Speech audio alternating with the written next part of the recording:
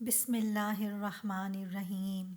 شروع کرتی ہوں اللہ کے نام سے جو بڑا مہربان اور نہایت رحم کرنے والا ہے۔ السلام علیکم پیارے دوستوں، رمضان المبارک کی آمد ہے۔ ہم سب کو اس کے لیے بھرپور تیاری کر لینی چاہیے۔ تو آئیے جانتے ہیں کہ رمضان کے لیے سنتوں کے مطابق حضور صلی اللہ علیہ وآلہ وسلم کی کن کن پیاری باتوں پر عمل کر کے ہم اپنے آپ کو رمضان کی رحمتوں اور برکتوں کے لیے تیار کر سکتے ہیں۔ اس بابرکت مہینے میں قیام اللیل کی عادت کو اپنا لیجئے، اپنی مصروفیات میں کمی کر لیجئے، انٹرنیٹ سے احتراز کیجئے، وقت کے ضیاع سے اجتناب کیجئے، نفلی عبادات کا اہتمام کرنا شروع کر دیں، نظام الاوقات کی ترتیب بنا لیجئے،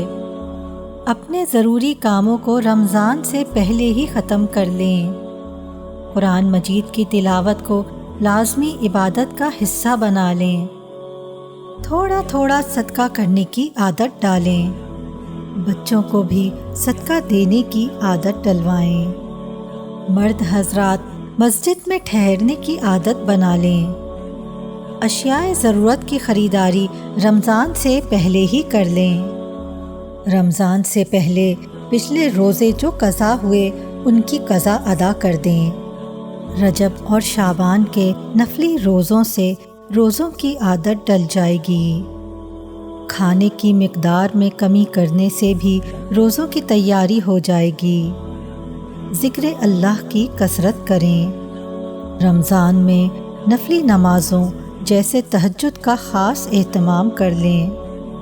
نیند کے اوقات میں بھی کمی کر لیں، قیلولے کا اہتمام کریں تاکہ سحری پر اٹھنا آسان ہو،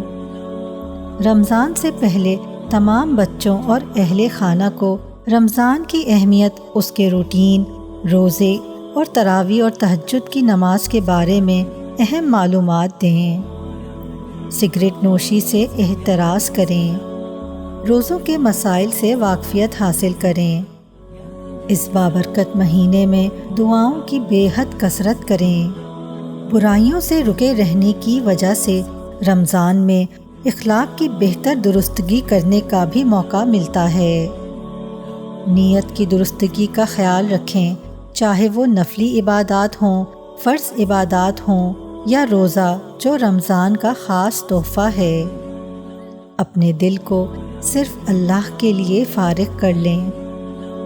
رمضان پورا کا پورا رحمتوں کا مہینہ ہے، اللہ نے اس میں مغفرت کا عشرہ رکھا ہے، اس میں توبہ کرنے میں جلدی کریں،